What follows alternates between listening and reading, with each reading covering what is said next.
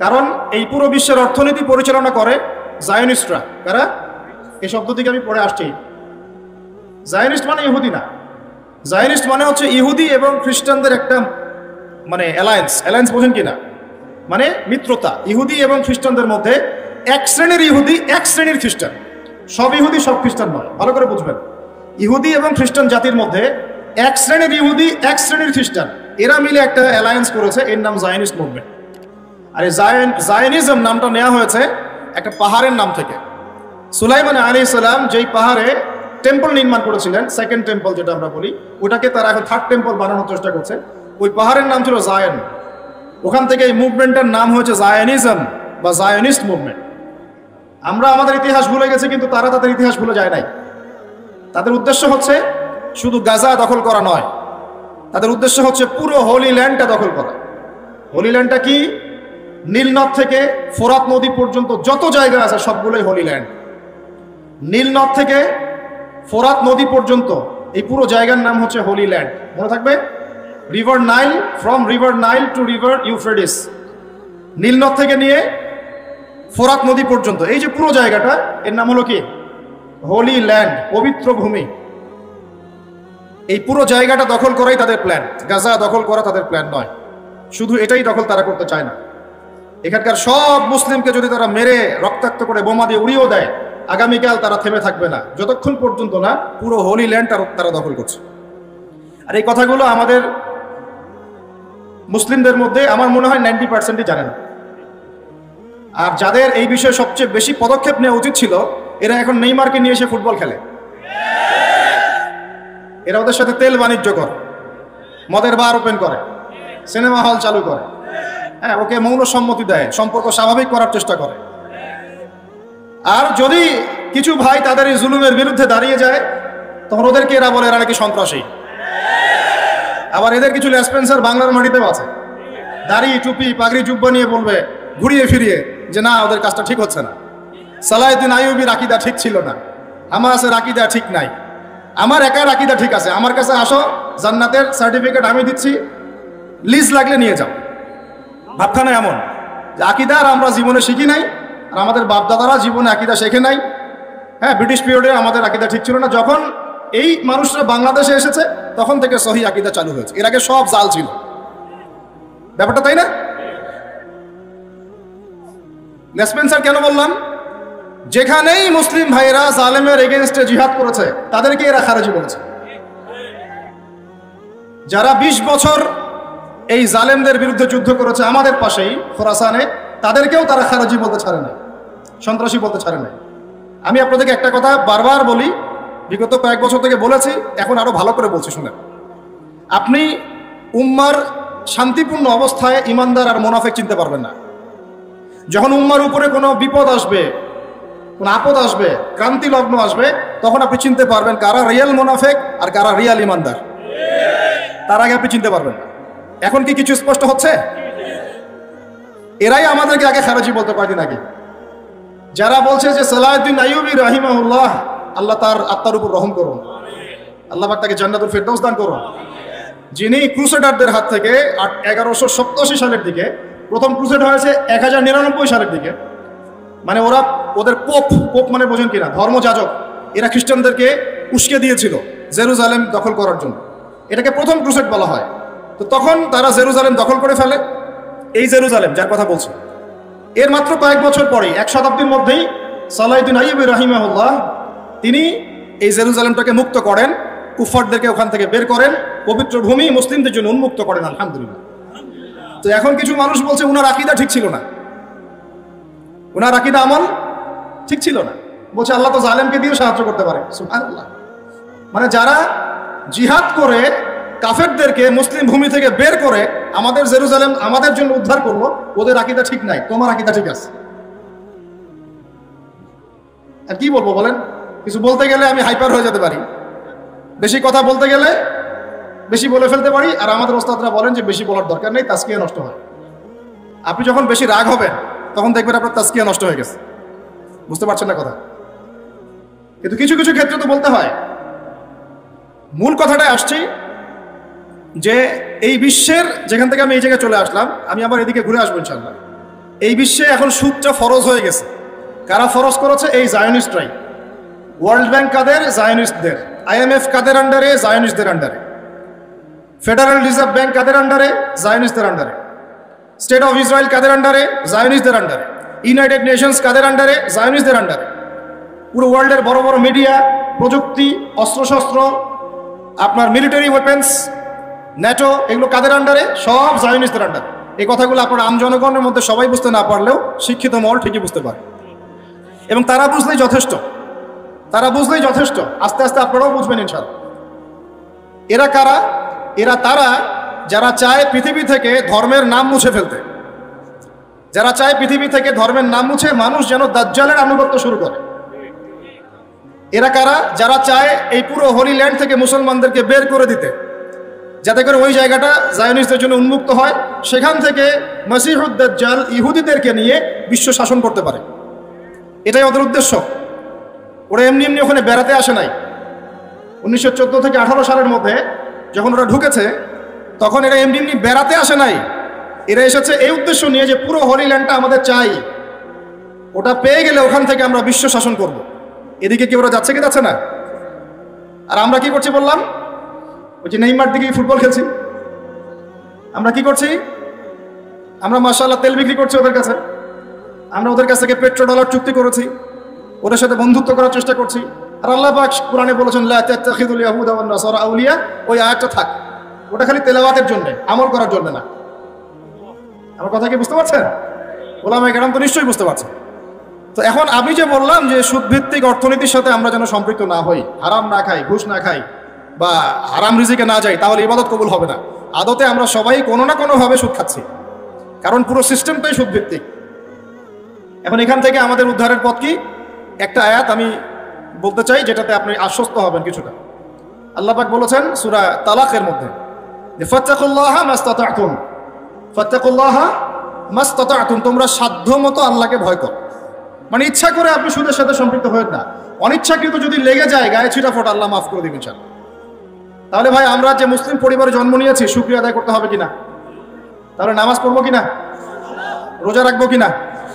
পর্দা করবো কিনা? আমাদের পরিবারকে পর্দা রাখবো কিনা? বাচ্চাদেরকে আমরা কোরআন সুন্নাহ শেখাবো কিনা? আমরা নফল ইবাদত বাড়াবো কিনা? যাকাত দিব কিনা?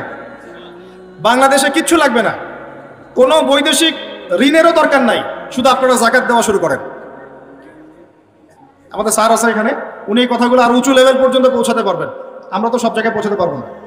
কোনো বৈদেশিক ঋণের দরকার হবে না যদি আমি যাকাত দেওয়া শুরু করি। যাকাতের খাত কয়টা? 8টা। কয়টা? 8টা। খাতগুলো খুঁজে খুঁজে বের করেন, মুফতি সাহেবদের সাথে পরামর্শ করেন, দেখেন শুধু যাকাতের টাকা দিয়েই দেখবেন দারিদ্রতা দূর হয়ে গেছে ইনশাআল্লাহ। এটা প্রমাণিত অর্থনীতি, এটা কোনো কাল্পনিক অর্থনীতি নয়। আপনি উমর রাদিয়াল্লাহু আনহুর যুগে খুঁজে খুঁজে কোনো ফকির মিসকিন পাবেন না। পাবেন? উসমান রাদিয়াল্লাহু আনহুর যুগে আপনি খুঁজে খুঁজে মিসকিন পাবেন না। তাহলে তাদের সময় কিভাবে সম্ভব হলো, এখন কেন হয় না? কারণ হচ্ছে আমরা একে তো সুদভিত্তিক অর্থনীতির মধ্যে আছি, 1। 2, আমরা ওই যে পশ্চিমাদের এবং জায়নিস্টদের ঋণের জালে পড়ে গেছি, 2। আর 3 হচ্ছে আমরা যাকাত ছেড়ে দিয়েছি। মাঝে মাঝে আমরা দেই টুকটাক যাকাত, মসজিদে, মাদ্রাসা, এখানে ওখানে, আর মনে করি যে আমি পাক্কা মুসলমান হয়ে গেছি। প্রথম নসিহত আজকের, আল্লাহ পাক আমাকে আমল করার তৌফিক দান করুন, আপনাদের সবাইকে তৌফিক দান করুন। উদখুলু ফিস-সিলমি কাফা, তোমরা পরিপূর্ণরূপে ইসলামে প্রবেশ করো। যতদিন পর্যন্ত আমরা পরিপূর্ণ মুসলমান না হচ্ছি, পুরো বিশ্বে মায়ের খাওয়া বন্ধ হবে না। যে মুসলমান নামাজ পড়ে না, সে কেন মায়ের খাবে না আমাকে বুঝান। যে মুসলমানের নৈতিকতা নাই, 10টা টাকার জন্য ইমান বিক্রি করতে পারে, সে কেন মায়ের খাবে না? যে বোন পর্দা করার ফুরসতই পাচ্ছে না, তার কাছে মনে হচ্ছে দেহের প্রদর্শনী মনে হয়, এটাই মনে হয় ভালো, তো সে কেন মায়ের খাবে না? কেন ধর্ষণের শিকার হবে না আমাকে বুঝান। যখন আমরা হারাম খাচ্ছি, কিভাবে আমাদের দোয়া আরো সে আজিমে পৌঁছাবে আমাকে বুঝান। আর যখন আমরা রাষ্ট্রীয়ভাবে, জাতিগতভাবে আল্লাহর হুকুম আহকাম বিধানকে পাশ কাটিয়ে মানব রচিত বিধান চর্চা করছি, আল্লাহর রহমত কিভাবে নেমে আসবে আমাকে বুঝান। আমি বুঝি না ভাই, আমাকে বুঝান। কোন অপশন আছে? একটা বিষয়ে কান খুলে শুনে রাখেন, আসন্ন সময়গুলোতে এই বিশ্বে শুধুমাত্র ইসলাম থাকবে, আর কিচ্ছু থাকবে না। আল্লাহ পাক এমন একটা প্রজন্ম অচিরেই নিয়ে আসবেন যারা এইরকম ইসলাম পালন করবে না, যারা 100% ইসলাম পালন করবে ইনশাআল্লাহ। তারা পরিপূর্ণ মুসলমানও হবে, ইসলামও পরিপূর্ণরূপে পালন করবে, আল্লাহর পথে দাওয়াতি কাজও করবে, প্রয়োজন হলে জিহাদও শরীক হবে। তখন দেখবেন ইনশাল্লাহ এমন একটা প্রজন্ম আসছে, ওই প্রজন্মের কাছে এই জায়নিস্টরা বলেন আর পশ্চিমারাই বলেন, কেউ পেরে উঠবে না ইনশাল্লাহ। আমি খোলামেলা কথা বললাম একদম, এই প্রজন্ম সামনে আসছে ইনশাল্লাহ। আল্লাহ নবী বলেছেন এমন একটা জৈশ আসবে, যেই জৈশ ফালা নি'মাল আমিরু আমিরুহা ওয়ালা নি'মাল জাইশু যালিকাল জৈশ, কতই না উত্তম সেই বাহিনীর আমির আর কতই না উত্তম সেই সেনাবাহিনী। পৃথিবীর কোনো পরাশক্তি তাদের সাথে যুদ্ধ করে পারবে না। আস্তে আস্তে আস্তে আস্তে ওরা বাইতুল মুকাদ্দাস পর্যন্ত জয় করবে, কেউ ঠেকাতে পারবে। এখন বিশ্বের চিত্র দেখে কি আপনার এটা মনে হচ্ছে? এখন বিশ্বের চিত্র দেখে কিন্তু মনে হচ্ছে না। এখন বিশ্বের চিত্র দেখে মনে হচ্ছে সবকিছু আমাদের নেগেটিভ, আমাদের এগেনস্টে যাচ্ছে, তাই না? পুরো বিশ্বে আমাদের কোনো খেলাফত নাই, একটু বোঝেন। পুরো বিশ্বে আমাদের কোনো খেলাফা স্টেট নাই। খেলাফা স্টেট মানে কি? খেলাফা স্টেট মানে ওমর রাদিয়াল্লাহু আনহুর মতো শাসন, আল্লাহর রাসূলের মতো শাসন, উসমান, আবু বকর, আলীর মতো শাসন রাদিয়াল্লাহু আনহুম আজমাইন।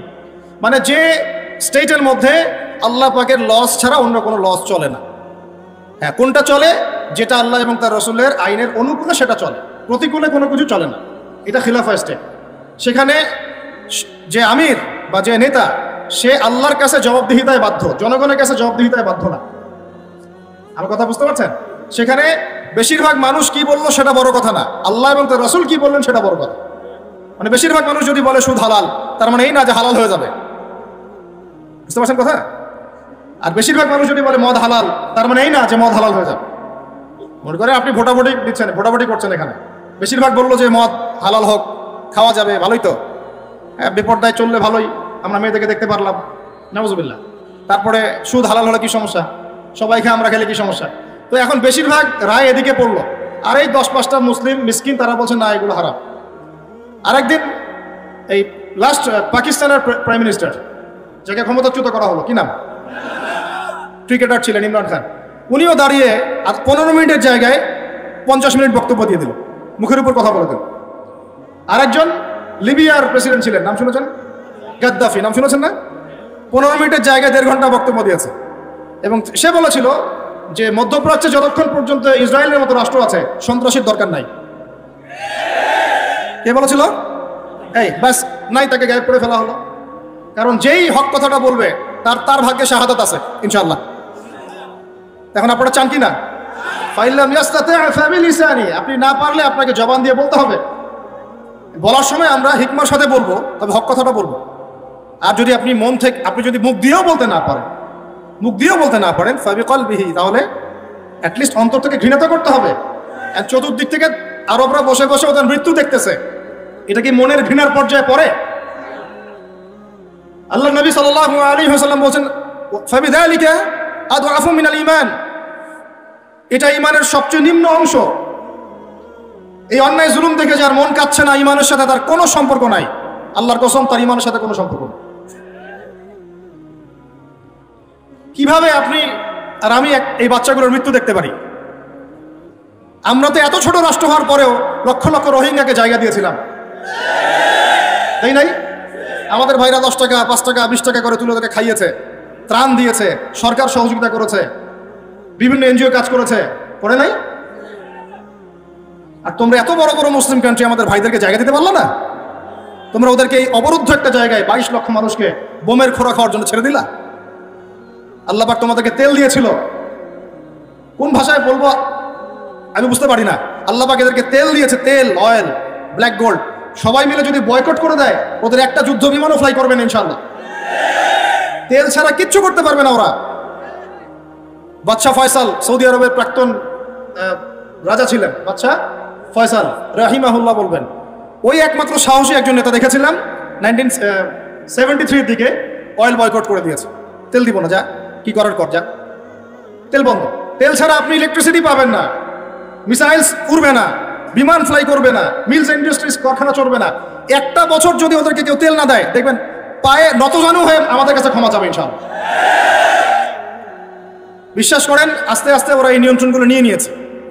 ওরা এই হোলি ল্যান্ড দখল করার আগে তার চারপাশে তাদের মন গড়া শাসকদেরকে বসিয়েছে। ওরা এই হোলি ল্যান্ডটাকে দখল করার আগে নিজেদের, বলে না, নিজেদের রেসের ঘোড়া, এই ঘোড়াগুলোকে যার যার জায়গায় বসিয়েছে। একটা এক্সাম্পল দিই আপনাদেরকে। আপনারা জানেন না যে তালেবানদের উপর হামলা করেছিল এই যে ইউএসএ, মনে আছে আপনাদের? কোন মাটি ব্যবহার করে করেছে বলেন দেখি? এক্স্যাক্টলি পাকিস্তান। আর পাকিস্তানের মাটি ব্যবহার করে যদি ওদেরকে বোম্বিং করতে হয়, তাহলে ওইখানে আমার এমন একটা গভর্নমেন্ট লাগবে যে আমার মতো করে কথা বলে, যে আমার অনুকূলে, আমার বাধা কুকুর, বুঝেন নাই, যে আমার পোষা কুকুর। না হলে তো মাটি ব্যবহার করতে দিবে না, তাই না? তো প্রথমে এই 9/11-এর পরে তালেবানদেরকে আক্রমণ করার আগে ওরা আগে ওখানে পারভেজ মোশাররফকে বসিয়েছে, যাতে ওই জায়গাটা ব্যবহার করে ওখানে বোম্বিং করতে পারে। এইভাবেই হোলি ল্যান্ডটাকে দখল করার জন্য ওরা ওদের পোষা কুকুরদেরকে ডানে বামে বসিয়েছে, যাতে আমি মারবো, ওরা কিছুই করতে পারবে না, তামাশা দেখবে খালি থাকে। এটাই হচ্ছে এখন। এরা সবাই এতটুকু বলতে পারবে যে আমরা খুব উদ্বিগ্ন, এই বিষয়টা মানবতা বিরোধী অপরাধ, আমরা শান্তি চাই, এতটুকুই, বক্তব্য শেষ, ফুল স্টপ, কিচ্ছু করতে পারবে না। সবাই মিলে একটা টেবিলে বসে একটা জোট গঠন করা যায় না? সবাই মিলে এক টেবিলে বসে, মুসলিম শক্তিশালী রাষ্ট্রগুলো বসে, শিয়া সুন্নির এসব ব্যবধান ভুলে গিয়ে এক টেবিলের মধ্যে বসে একটা রেজলিউশন পাস করে ফোরাম করা যায় না? ফোরাম করে সব তেল বয়কট করে দেওয়া যায় না? একটা সব রাষ্ট্র থেকে শক্তিশালী মিলিটারি ফোর্সগুলোকে নিয়ে একটা অনন্য একটা ফোর্স গঠন করা যায় না? সম্ভব না এগুলা? আমি কি বলবো আমি জানি না, কিভাবে বললে আপনারা বুঝবেন তাও জানি না, আর আমিও জানি না এসব বলে কি হবে। আমি শুধু চাই আপনাদের মধ্যে একটা সচেতনতা তৈরি হোক, যাতে আপনারা আপনাদের পরিবার এবং পরবর্তী প্রজন্মকে বোঝাতে পারেন যা পৃথিবীতে চলছে এগুলো জুলুম। এই জুলুমের অবসান অচিরেই ঘটবে যখন আল মাহদি আসবেন এবং ব্ল্যাক ফ্ল্যাগস, কালো পতাকাধারী বাহিনী বের হবে ইনশাআল্লাহ। যুদ্ধ করতে করতে করতে করতে এরা বাইতুল মুকাদ্দাস পর্যন্ত জয় করবে। তোমরা আবার ওটাকে আইএসআইএস মনে করো না, ওদের মধ্যে অনেক ষড়যন্ত্র আছে। ইহুদিরা অনেক চালাক, ওরা কোরআন সুন্নাহ ঘাটাঘাটি করে আমাদের চেয়ে বেশি, কথা বুঝতে পারছেন? ওরা আবার ইচ্ছা করে কিছু মানুষ তৈরি করে, ওরা ইচ্ছা করে কিছু মুসলমানকে ট্রেনিং দেয়, যাতে করে এই মুসলমানদেরকে দিয়ে এমন কিছু করাবে, ওই ইস্যুটাকে কাজে লাগিয়ে আবার ব্যাপক বোমা হামলা চালায়। খুব সতর্ক, সাবধান। আসবে, আল্লাহর বাহিনী আসবে, যখন আসবে আপনারা এমনিই বুঝতে পারবেন ইনশাআল্লাহ, ঠিক আছে? আর আমরা আমাদের পরবর্তী প্রজন্মকে বোঝাবো, জানাবো যে ইনশাআল্লাহ অচিরেই সেই বাইতুল মুকাদ্দাস আমাদের হতে যাচ্ছে ইনশাআল্লাহ। তো বলেন দেখি, এক টেবিলে বসা সম্ভব ছিল না? ফোর্স গঠন করা সম্ভব ছিল না? অয়েল বয়কট করা সম্ভব ছিল না? ওদের সবগুলো পণ্য ঘোষণা দিয়ে বয়কট করা সম্ভব ছিল না? ওদের সব রাষ্ট্রদূতদেরকে বহিষ্কার করা সম্ভব ছিল না? ওদেরকে ডেকে নিয়ে থ্রেট দেওয়া সম্ভব ছিল না? ওদের সাথে দুইটা ভাষায় কথা বলা যায়। এক, শান্তির ভাষা। যদি শান্তির ভাষা চায়, একটাই শর্ত আমাদের। শর্তটা কি? এই পুরো প্যালেস্টাইন, জেরুজালেম থেকে তোমরা বের হয়ে পশ্চিমা সভ্যতায় চলে যাবে, এখানে থাকতে পারবে। যেখান থেকে আসছো ওইখানে চলে যাও। তোমাদের প্রতি আমেরিকা এত মহব্বত, তাহলে ওদের দেশে তোমাদেরকে জায়গা দেয় না কেন? তোমাদের প্রতি পশ্চিমাদের, ব্রিটেনদের এত মহব্বত, তাহলে ওখানে তোমাদেরকে জায়গা দেয় না কেন? আমাদের দেশে কেন? আমাদের হোলি ল্যান্ডে কেন? বাইতুল মুকাদ্দাসে কেন? কেন? উত্তরটা আপনি আমার কাছ থেকে শোনেন। বিকজ তারা ওখানে দাজ্জালের শাসন প্রতিষ্ঠা করতে চায়। আপনি দাজ্জালের কনসেপ্ট না বুঝলে শেষ জামানা বুঝতে পারবেন না। দাজ্জাল ওই জায়গা থেকেই দেখবেন যে পুরো বিশ্বকে শাসন করা শুরু করেছে, এবং ও যখন বিশ্বকে শাসন করবে এই ইহুদিদেরকে নিয়েই করবে। এবং এই ইহুদিদের থাকার জায়গা ছিল না, এখন জায়গা হয়েছে। রাষ্ট্র ছিল না, রাষ্ট্র হয়েছে। রাজধানী ছিল না, রাজধানী হয়েছে। পুরো বিশ্বের সুপার পাওয়ার তারা হয়ে গেছে অলরেডি। এখন আপনি অপেক্ষা করে বসে আছেন কবে দাজ্জাল আসবে। যারা অন্ধ, কানা, অন্তর্দৃষ্টিহীন মানুষ, তারা অপেক্ষা করে বসে থাকতে পারে। আমরা অপেক্ষায় বসে নাই। আমরা জানি যে সময়টা আস্তে আস্তে ক্লোজিং ডাউন, এবং সে তার মিশনের দিকে হাঁটছে, এবং সে আরো শক্তিশালী হবে, এটা আমি জানি। অনেক রক্ত ঝরবে, মুসলমানদের রক্ত ঝরবে, অনেক অনেক ভাই শহীদ হবে, কিন্তু আমাদের শহীদরা মরবে না ইনশাআল্লাহ। আমাদের শহীদরা মরবেও না, আমাদের বাচ্চারাও মরে নাই, আমাদের মা বোনরাও মরেন নাই। আগামীতেও যত ভাই ওখানে শহীদ হবে কেউ মরবে না ইনশাআল্লাহ। আল্লাহ পাক বলেছেন যে তুমি তাদেরকে শহীদ বলো না, তাই না? মৃত বলো। আস্তাগফিরুল্লাহ, তুমি তাদেরকে মৃত বলো না। আরেকটা কি জানি?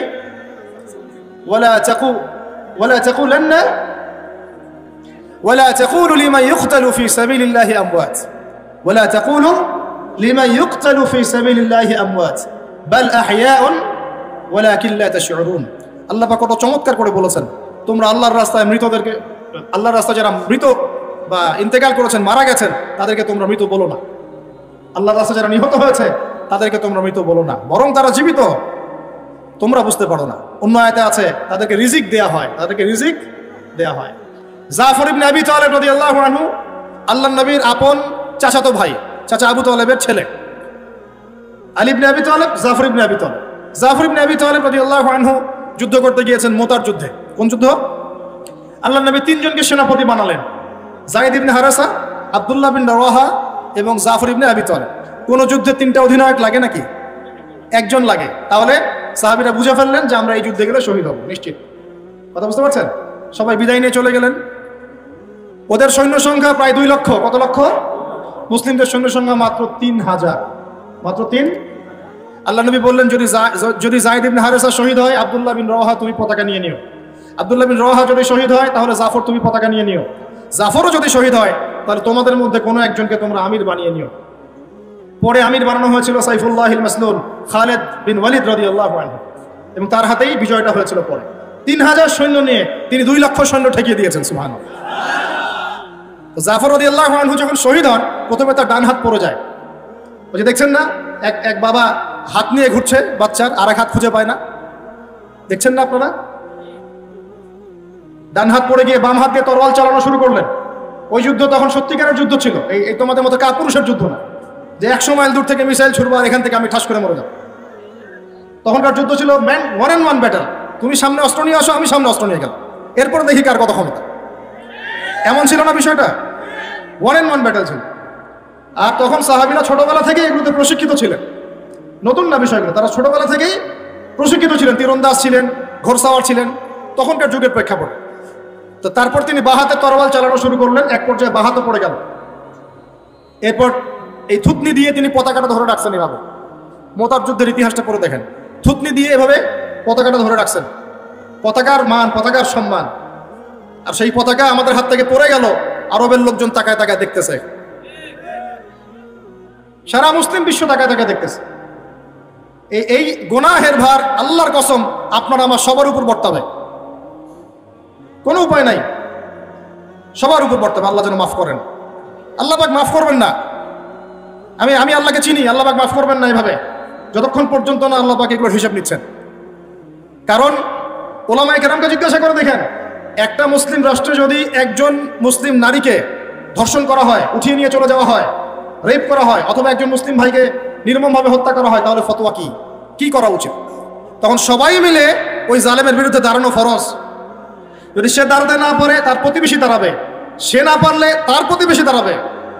আর যখন সেও পারবে না, পুরা উম্মাহ একসাথে মিলে দাঁড়াতে হবে। সেটা কি হয়েছে? করতে পেরেছি? পতাকা ধরে রাখলেন এইভাবে, পতাকা পড়তে দিলেন না। এক পর্যায়ে এক কাফেরের তরবারের আঘাতে তার শরীরটা দ্বিখণ্ডিত হয়ে গেল। এদিকে মদিনায় নবী সাল্লাল্লাহু আলাইহি ওয়াসাল্লাম খবর পেয়ে গেলেন। খবর পেয়ে বলছেন, এইমাত্র জাফর শহীদ হলো, এইমাত্র জাফর শহীদ হলো। সুবহানাল্লাহ। তখন তিনি, তার চোখ দিয়ে পানি পড়ছে, তিনি জাফরের বাসায় চলে গেলেন, ছুটে চলে গেলেন জাফর ইবনে আবি তালেবের বাসায়। তার ছোট ছোট বাচ্চা ছিল। আপনার আমার বাচ্চা নাই? ছোট ছোট বাচ্চা, তাদেরকে বুকে জড়িয়ে কান্নাকাটি করছেন। সাহাবীরা বলছেন, ইয়া রাসূলুল্লাহ, আপনি আল্লাহর রাসূল হয়ে কান্নাকাটি করছেন? নবীজি বলে, এটা আল্লাহর রহমত, এটা আল্লাহর রহমত। যে কাঁদতে পারে না তার মন তো পাষাণ। জাফর শহীদ হয়ে গিয়েছে। তারপরে তিনি হাসলেন, আমাদের নবী হেসে উঠলেন। সাহাবীরা বললেন যে, আপনি একটু আগে কাঁদলেন, এখন হেসে উঠলেন? নবীজি বললেন, এই মাত্র আমি দেখলাম যে জাফরকে 2জন ফেরেশতার মাধ্যমে আমার সামনে দিয়ে নিয়ে যাওয়া হলো। আমি দেখলাম জাফর জান্নাতে, তার দুই হাত, যে 2 কাটা হাত, এই 2 কাটা হাতের বদৌলতে আল্লাহ পাক তাকে জান্নাতে 2টা পাখা দিয়েছে, সে জান্নাতে উড়ে বেড়াচ্ছে, ফল খাচ্ছে। এই দৃশ্য দেখে আমি হেসে উঠলাম। তা আমি এই জন্য বলছি, আমাদের শহীদরা মৃত নয়, আমাদের শহীদরা মৃত নয়। আমাদের এই মা, বোন, শিশু, নারী যাদেরকে মেরে ফেলা হয়েছে, কেউ মৃত নয়। ইনশাআল্লাহ তারা জীবিত আছে। এবং তারা এখন আল্লাহ পাককে কি বলছেন জানেন? তারা আল্লাহকে বলছেন, আল্লাহ আমাদেরকে আরেকবার ফিরিয়ে দাও, আরো একবার এদের বিরুদ্ধে যুদ্ধ করে যেন শহীদ হয়ে আসতে পারে। এখন অবস্থা একটু বোঝেন। পুরো বিশ্বে এরা শক্তিশালী কিনা? শক্তিশালী, এটা স্বীকার করতে হবে। কারণ ওদের সাথে পুরো পশ্চিমারা আছে, ন্যাটো আছে, ইউনাইটেড নেশনস আছে, ব্যাংকিং সিস্টেম আছে, ওদের পারমাণবিক অস্ত্র আছে, হ্যাঁ, ওদের বড় বড় নিউক্লিয়ার মিসাইলস আছে, ওদের মিডিয়া আছে, মিডিয়া দিয়ে প্রোপাগান্ডা চলে, মানুষের ব্রেন ওয়াশ করে রেখে দিতে পারে। ওদের অর্থনৈতিক ক্ষমতা আছে, যে কাউকে অর্থনৈতিক অবরোধ দিয়ে দিতে পারে। বললো যে তোমাদের স্যাংশন দিয়ে দিব, এ বললো না কয়দিন আগে আমাদেরকে, কি দেব? স্যাংশন। মানে ওটা হচ্ছে বাপের সম্পত্তি, যখন চাই জায়গায় ইচ্ছা দিয়ে দেয়। মানে স্যাংশন মানে কি? আপনার টাকার মানটা কমায় দিবে, একদম ফেলে দিবে। মানে আপনার এক বোতল পানি কিনতে তখন দেখা যাবে যে 300 টাকা লাগছে, এখন 20 টাকা লাগছে, তখন লাগবে 300 টাকা। মানে হাহাকার অবস্থা, স্যাংশন, ইকোনমিক স্যাংশন। তখন ইনফ্লেশন হয়। ইকোনমিক্সের ভাষায় ইনফ্লেশন মানে হচ্ছে কি বুঝেন? মানে এটা বলে মুদ্রাস্ফীতি, মানে আপনার টাকাটা ফুলে যায় এমন না। মুদ্রাস্ফীতি মানে টাকা স্ফীত হয়ে গেছে এমন না, মানে টাকার মানটা থাপাস করে পড়ে যায়। যেহেতু অর্থনৈতিক কন্ট্রোল তার কাছে, ব্যাংকিং সিস্টেম তার কাছে, এই কারণে ও চাইলে এটা করতে পারে। কিন্তু এত কিছুর পরেও এই বছর, এই 2023 সালে ওদের মুদ্রা ব্যবস্থাকে বুড়া আঙ্গুল দেখিয়ে আফগানি মুদ্রা হয়েছে সবচেয়ে সেরা। এটা কি জানেন? আর কিভাবে হয়েছে আপনার একটু ঘাটাঘাটি করে দেখেন। জাকাত দিয়েছে ওরা, কি করেছে? জাকাত দিয়েছে। ওরা দ্বৈত মুদ্রানীতি চালু করেছে। এটা তো অনেকে বুঝবেন না। মানে আমাদের দেশে একক মুদ্রানীতি, ওরা দ্বৈত মুদ্রানীতি। মানে শুধু ডলারেই সবকিছু হয় না, ওখানে রুপিও কাজ করে, ইরানি রুপিও কাজ করে, পাকিস্তানের রুপিও কাজ করে। তার মানে একটা মুদ্রার একচ্ছত্ব অধিকার থাকে না, তখন এই অর্থনীতির মধ্যে একটা অন্যরকম ব্যালেন্স আসে। ওরা অনেক স্মার্ট। আপনারা যে মোল্লাদের দৌড় মসজিদ পর্যন্ত বলেন, এই ভাইরা অনেক স্মার্ট। আল্লাহ পাক তাদেরকে আরো শক্তিশালী করুন, দোয়া করুন। এখন কিছু মানুষ তো বলে বেড়ায় অনলাইনে যে ওরা তোমাদের জামাই হয়। হ্যাঁ, ওরা জামাই লাগে, ওদের প্রতি ভালোবাসা দেখালে নাকি আপনি মুনাফিক হয়ে যাবেন। অনলাইনে যে কত কি দেখি, মানে দেখবো কত। অনলাইন খুললে তামাশা শেষ নাই। বিনোদনের জন্য আমরা অনলাইনে ঢুকি মাঝে মাঝে। ওই যে ভাইদেরকে বলি, ভাই মনটা খারাপ, একটা তাহিরির ওয়াজ দে শুনি। তোর একটা ওয়াজ শুনলে মন ভালো হয়ে যায়। কথা বুঝতে পারেন নাই? আল্লাহ পাক তাকেও দিনের হেদায়েত দান করুন, বুঝ দান করুন। আল্লাহ পাক যার দ্বারা দিনের খেদমত পসিবল, আল্লাহ পাক তাকে কবুল করুন। আমরা আমাদের মুসলিম ভাইদের মধ্যে কোনো বিভক্তিতে যাব না, কিন্তু আমরা মুনাফিকদের সাথে নাই। আমরা মুনাফিক গাদ্দারদের সাথে নাই। আমরা ইমানদার হকপন্থী জামাআ, তাদের মধ্যে যত ফুরুরু থাক না কেন, আমরা এদের সবার সাথে আছি ইনশাআল্লাহ। কিন্তু আমরা গাদ্দার মুনাফিকদের সাথে নাই। আমরা ওই পশ্চিমার পাঁচাটা দালালদের সাথে না। আমরা যারা ইহুদিদেরকে সমর্থন দেয় ওদের সাথে আমরা নাই। যারা মুজাহিদ ভাইদেরকে খারাজি বলে ওদের সাথে আমরা নাই। হকপন্থী ওলামায়ে কেরামদের মধ্যে শত শত দল থাক না কেন, তারপরেও তারা একটা ছায়ার নিচে, ছাতার নিচে আছে ইনশাআল্লাহ। আমরা তাদের সবাইকে সম্মান করি, তাদের সবার সহমত নেবেন, দোয়া নেবেন ইনশাআল্লাহ। আলেমদের দোয়া অনেক বড় ব্যাপার। আলেমদের দোয়ায় অনেক কিছু হয়। আলেমদের দোয়া যার তাকদীর নসিব হবে, দেখবেন আপনি চমকাই গেছেন, দুনিয়া আখিরাত চমকাই গেছেন ইনশাআল্লাহ। আল্লাহ পাক তৌফিক দান করুন। তো অবস্থাটা একটু বুঝিয়ে আমাদের করণীয় বলে শেষ করব। অনেক লম্বা আলোচনা করে আদতে ফায়দা নাই, কাজের কাজ খুব অল্প। আসুন, অবস্থা হচ্ছে এই, আমি বললাম পলিটিক্যাল পাওয়ার বিশ্বের কাদের হাতে ভাই? ওই জায়নিস্টদের হাতেই। ওদের উত্থান কবে থেকে হলো? বিগত 100 বছর থেকে। কত বছর? এর আগে ছিল না, এর আগে ছিল না। তারপরে বিশ্বের অর্থনৈতিক চাবিকাঠি কাদের হাতে ভাই? সত্যি কথা ওদের হাতেই। ব্যাংকিং সিস্টেমগুলো কাদের হাতে? ওরা সারা বিশ্বকে সুদ খাওয়াচ্ছে। বিশ্বের মিডিয়া প্রযুক্তিগুলো কাদের নিয়ন্ত্রণে? হ্যাঁ, ওদের হাতে। এই যে আপনারা বাচ্চাদেরকে একটা চ্যানেল দেখেন না, ডিজনি, মনে আছে ডিজনি? এটাও পর্যন্ত ওদের কাছে। আপনি বিনোদন দেখবেন, ফক্স, একটা ফক্স মিডিয়া, এটাও ওদের। বিবিসি, সিএনএন ওদের, নিউ ইয়র্ক টাইমস ওদের। কি কোনটা বলবেন আপনি? একটা একটা করে বলেন, আমি সবগুলো নাম বলে দিচ্ছি। একটা একটা করে সেকশন বলেন। অর্থনৈতিক ক্ষেত্রে যান, IMF, world bank, federal reserve ওদের। মিডিয়াতে যান ওদের। এই যে ইউটিউব কাদের? ওদের। ফেসবুক ওদের। ফেসবুকে দাওয়াতি কাজ করা মানে হচ্ছে এই যে কি বলবো, কুমিরের জলাশয়ে নেমে ওর সাথে যুদ্ধ করার মতো। এটা হচ্ছে কুমিরের জলাশয়, ওখানে নেমে তারই সাথে যুদ্ধ করতেছে, এটার নাম ফেসবুক। আর এখানে দিনের পরিপূর্ণ জ্ঞান তো আপনি পাবেনই না। এখানে আপনি বিচরণ করলে মাথাটা বিক্ষিপ্ত হয়ে যাবে। খালি দেখবেন অমুক যা বললো তমুকের বিরুদ্ধে, আর তমুক যা বললো অমুকের বিরুদ্ধে। আর মাশাআল্লাহ আমাদের কিছু ইউটিউবারও আছে, এতে তো হিতাহিত জ্ঞান নাই, মানে ইসলামের বেসিক নলেজও নাই। মানে কমন সেন্স যে কোনটা কন্টেন্ট দেয়া যাবে, কোনটা দেওয়া যাবে না, উম্মার এই অবস্থায় আমার কি প্রচার করা উচিত আর কি প্রচার করা উচিত না, এইটুকু সেন্স নাই। এখন সারা বিশ্ব থেকে একটা আওয়াজই ওঠা উচিত ছিল যে আমাদের জমি আমরা ফেরত চাই, এবং আমরা এই ইহুদিবাদের পতন চাই। আমরা ফিলিস্তিনি মুসলিম, নির্যাতিত মুসলিম ভাই বোনদের পাশে আছি। আমরা জালেমের বিরুদ্ধে আমাদের অবস্থান স্পষ্ট করতে চাই। একটা আওয়াজ ওঠা উচিত ছিল। এখনো আপনি ইউটিউব, ফেসবুকে ঢুকে দেখেন, চুলকা চুলকি মাসআলা নিয়ে মানুষ ঝগড়া করতেছে। কমন সেন্সও নাই যে কখন কি বলতে হবে, কখন কোন দাওয়াত দিতে হবে। আর মাশাআল্লাহ ইস্যু পাগল কিছু মানুষ আছে, এই ফেসবুক স্ক্রল করবে, ওইখানে যা দেখলাম এই হইলো, আর অমুক দিন দেখলাম সেই হইলো, আর অমুককে দেখলাম সেই বললো, আর তমুককে দেখলাম সেই বললো, এইগুলোই ওয়াজ করতে থাকে। ওয়াজের কোনো টপিকই নাই, ওয়াজের কোনো টপিকই নাই। আর মূল জায়গাটা থেকে আপনাকে সরায় ডালপালায় ব্যস্ত করে রাখবে। মূল একটা জায়গা, একটা মূল জায়গা থেকে আপনাকে সরায় দিয়ে ডালপালায় ব্যস্ত করে রাখবে।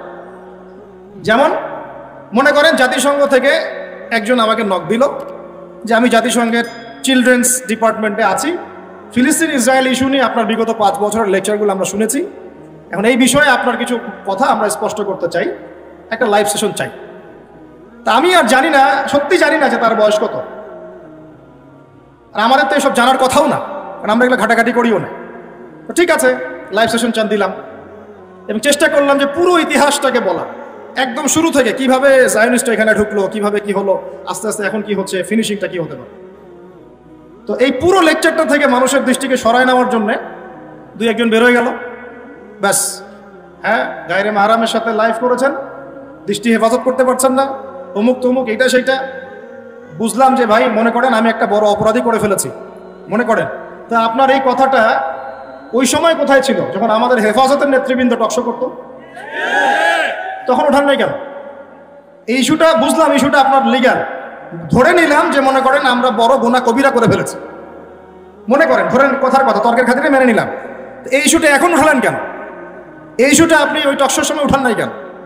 আল্লামা তাকি উসমানীও সাক্ষাৎকার দিয়েছেন সামনাসামনি, তখন বলেন নাই কেন?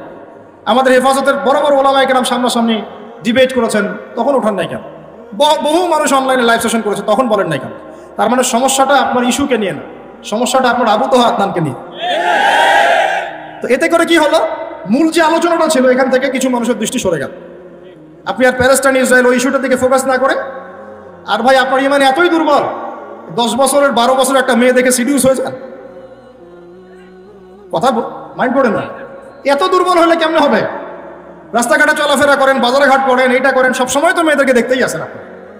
এটা কি তালেবান রাষ্ট্র সব মেয়ে বোরকা পরে ঘোরে? আর সে বলছে যে, একজন বলছে যে এটা ফিতনা ছড়াতে পারে, আমার বলছে আমি যদি ফিতনার শিকার নাও হই, মেয়েটা আমাকে দেখে ফিতনার শিকার হতে পারে। তো তাই যদি হবে, তাহলে আপনি যে অনলাইনে ওয়াজ করেন, আপনার চেহারা তো মাশাআল্লাহ অনেক সুন্দর, তা আপনার চেহারা দেখেও তো বহু দিনই বোন ফিতনায় পড়তে পারে। তো অনলাইনে আপনি ওয়াজ করা বাদ দিয়ে দেন। মানে কেন রে ভাই, এত হিংসা কেন রে ভাই, এত হিংসা কেন, এত পরশ্রীকাতরতা কেন? আপনি বিশ্বাস করেন কারো সমালোচনা করে বা কাউকে জোর করে ছোট করে অন্যের সম্মান বাড়ে না। সম্মান দেওয়ার মালিক আল্লাহ, মানুষের মনের মধ্যে কবুলিয়াত দেওয়ার মালিক আল্লাহ। এইসব ইস্যু সৃষ্টি করে আর এইসব ঝামেলা করে কারো সম্মান কেউ নষ্ট করতে পারে না। যার যার তাকওয়া, যার যার পরহেজগারিতা, যার যার কবুলিয়াত আল্লাহর কাছে। আল্লাহ পাক আমাদেরকে বোঝার তৌফিক দান করুন। ইস্যু পাগল হয়েন না, মূল জায়গায় থাকেন। মূল জায়গা কি ভাই? মূল জায়গা হচ্ছে আমরা পরিপূর্ণ ইসলামে প্রবেশ করব, নিজে পালন করব, নিজের পরিবারকে আমরা পরিপূর্ণ মুসলিম পরিবার বানাবো, ইসলামের ব্যাপক দাওয়াতি কাজ করব, ওলামায়ে কেরামের ঐক্য ধরে রাখবো, একটা ঐক্যবদ্ধ প্ল্যাটফর্ম তৈরি করব, আল্লাহর পথে দাওয়াত হবে, প্রয়োজনে জিহাদ হবে, এবং এই পুরো বিশ্ব থেকে যত জালেম আছে এর শিকড় আমরা উপড়ায় ফেলবো, এবং ইনশাআল্লাহ আমরা সব মাজলুমদের পাশে থাকবো। মূল জায়গায় এতটুকু না, বাস এখানে থাকি। ডানে এভাবে এত কথা কেন? কোনো সময় উম্মার স্বার্থে কথা গোপন করতে হয়, কোনো সময় উম্মার স্বার্থে এমন কথাও গোপন করতে হয় যা আমার বলা উচিত ছিল, উম্মার স্বার্থে করতে হয়। কারণ আমি যদি এখন এই কথাটা বলি তাহলে উম্মার বিভক্তি আরেকটু বেড়ে যাবে। মনে করেন একটা এক্সাম্পল দিই, ভাইয়ের নাম হচ্ছে আব্দুর রহমান, কথার কথা, উনি বড় একজন আলেম মানুষ এবং তার দ্বারা দিনের অনেক খেদমত হয়। একটা বই বেচারা লিখেছেন, বইয়ের মধ্যে কিছু তথ্য ভুল আছে, মনে করেন এটা আমার দৃষ্টিগোচর হয়েছে, আরও কয়েকজনের দৃষ্টিগোচর হয়েছে, তার নাম্বার আমার কাছে আছে, আমি তার সাথে চাইলেই কন্ট্যাক্ট করতে পারি। এখন আমার করণীয়টা কি বলেন তো? আমার করণীয় কি তাকে না জানিয়ে তার ওই ভুলটাকে সোশ্যাল মিডিয়া নিয়ে এসে ধুয়ে রেখে দেওয়া, নাকি আমার কাজ হচ্ছে ভাই তাকে ফোনটা করে নক করা, যে ভাই আব্দুর রহমান ভাই বইটা তো মাশাআল্লাহ সুন্দর হয়েছে, মাশাআল্লাহ আপনার দ্বারা দিনের অনেক খেদমত হচ্ছে, এই জায়গায় যদি এই তথ্যটা ঠিক করেন আরও ভালো হয়, বা আপনি আপনার পরের বইয়ে পরের কিতাবের মধ্যে এটা সংশোধন করেন, অথবা আপনি পরের লেকচারে এটা আপনি জাতির সামনে বলে দিয়ে, কোনটা করা উচিত ছিল বলেন? সমালোচনার সুস্থ সংস্কৃতি নেই আমাদের মধ্যে, সমালোচনার সুস্থ সংস্কৃতিও নেই আমাদের মধ্যে। মনে করেন আমাদের এখানে একজন রাজনৈতিক নেত্রী আছেন বা নেতা আছেন, কাজ করছেন অনেক ভালো, ভালো কাজের প্রশংসা করতে হবে কিনা? এখন কিছু খারাপ কাজ করে ফেলেছেন মনে করেন, তো এখন আপনার প্রথম কাজটা কি? সরাসরি তাকে একদম ফেসবুকে নিয়ে এসে ওয়াশিং মেশিনের মধ্যে ধুয়ে রেখে দেন, হ্যাঁ? নাকি আপনি তার সাথে দেখা করবেন, সাক্ষাৎ করবেন বা কথা বলবেন, বা তাকে দাওয়াতটা পৌঁছাবেন যে ভাই এইটা মনে হয় এভাবে করলে ভালো হতো, জনগণ আপনার এই কথায় কষ্ট পাচ্ছে বা আপনার এই কাজে জনগণ আপনার বিরুদ্ধে চলে যেতে পারে? কোনটা উচিত ছিল? জাতিগতভাবে আমরা এই ভদ্রতা, আদব, কায়দা, বিহেভিয়ার শিখি নাই। আর এর পিছনে শুধু এক শ্রেণীর দাড়িটুপিওয়ালা মানুষ দায়ী নয়, এই মিডিয়াগুলোও দায়ী আছে। শুধু এই কারণে আপনাদেরকে বলি যে ভাই অফিসিয়াল মিডিয়া বাদ দিয়ে অন্য মিডিয়াগুলো নিয়ে নিন। এদের কাছে আমি এত ভয় পাই, মানে দুনিয়ার বুকে আমি ইহুদিদের চেয়ে ওদেরকে বেশি ভয় পাই, সিরিয়াসলি বলতেছে। এতই যদি সমস্যা, তাহলে এখন বইগুলো ব্যান করে দেয় নাই কেন? আমি লাইনটা স্পষ্ট করে বলছি, পাহাড়ের উপরে উঠে নিজেকে শেষ করে ফেলার চেষ্টা করেছে, এভাবে লেখা আছে, দেখেন না? না থাকলে আমার নামটা চেঞ্জ করে ফেলুন। তাহলে আমি বলছি ইহুদিদের চেয়ে আমি এদেরকে বেশি ভয় করি। তিলকে তাল বানায় ফেলতে পারে, তিলকে পুরো তাল বানায় ফেলতে পারে, তখন মানুষ ওইটা নিয়ে সারা দেশ তোলপাড়। একদিন এক্সাম্পল দিচ্ছি, কোরআন হাতে নিয়ে রায়হান আছে নাকি এখানে? আসস তো তুই। ও বেচারা কি করছে, ও বোঝে নাই, ও তো ছোট ছেলে মানুষ, ও বোঝে নাই। ওই থামলাইন দেওয়ার সময় এটা বাম হাত হয়ে গেছে। এটা কি হয়েছে? এরই বাপরে বাপ, যে ধোলাইটা করলো আমাকে, ওয়াশিং মেশিনে ঢুকে একদম ধুয়ে সাফ করে দিল মিডিয়া। আর ডক্টর জাকির নায়েক স্যার আমাকে বলেছিলেন, এই সাক্ষাতেই বলেছিলেন যে নিজের গন্তব্যে অটল থাকবা, নিজের গন্তব্যে অটল থাকতে হবে একজন দায়ীকে। আশেপাশে অনেকে অনেক কথা বলবে, কোনো কথা কানও দেওয়া যাবে না, এবং তুমি যদি এগুলোর অ্যান্সার প্রতি উত্তর দিতে যাও তোমার গন্তব্য থেকে সরে যাবে। এই জন্য কোনো কথা বলেন, কিন্তু হেভি ধোয়া ধুইল একদম, গালি গালাস এটা সেটা। তারপরে তো বোঝা গেল যে আসলে এটা ডান হাতে ছিল, কিন্তু তখন যারা ধুয়েছিল আমাকে ওয়াশিং মেশিনের মধ্যে, তারা কিন্তু আমাকে সরি বলেন। এখন কিয়ামতের মাঠে যখন এরা উঠবে বা আমরা উঠবো, ওদের আমল নামা থেকে গীবতের নেকি দেওয়া লাগবে না? এই ঋণটা আপনি কেমন করে শোধ করবেন? এটা তো মানুষের সাথে জড়িত হক। আরেকদিন নামাজের না, একদিন উহুদের তো ওটা বাদ দেন। একজন শহীদ সাহাবীর মাকবারা থেকে যদি কেউ কোনো ঘ্রাণ পায়, মনে করেন আল্লামা তারেক জামিল হুজুর গিয়েছেন মুয়াজ বিন জাবাল রাদিয়াল্লাহু আনহুর কবরের সামনে, আপনি গিয়েছেন, মনে করেন এরকম অনেক মানুষই পেয়েছে, আপনি গিয়েছেন এমন একজন সাহাবীর কবরের সামনে যেখানে আপনি কিছু একটা ঘ্রাণ পাচ্ছেন, আপনি পাচ্ছেন, হয়তো আর 10 জন পাচ্ছে না, এই 5 জন পাচ্ছে, ওই 10 জন পাচ্ছে না, হতে পারে কি না? আল্লাহ পাকের কুদরত কারিশমা নাই? যে পাচ্ছে বলেই যে সে জান্নাতি, এমনও তো না। ব্যাপারটা কেমন না? ইমাম বুখারী রাহিমাহুল্লাহ ইন্তেকাল করেছেন, যখন তাকে দাফন করার পরে এত সুঘ্রাণ ছড়িয়েছে, মানুষ মাটি হাতে করে নিয়ে বাসায় আসতো, মেশকাম্বারের ঘ্রাণ বেরোত।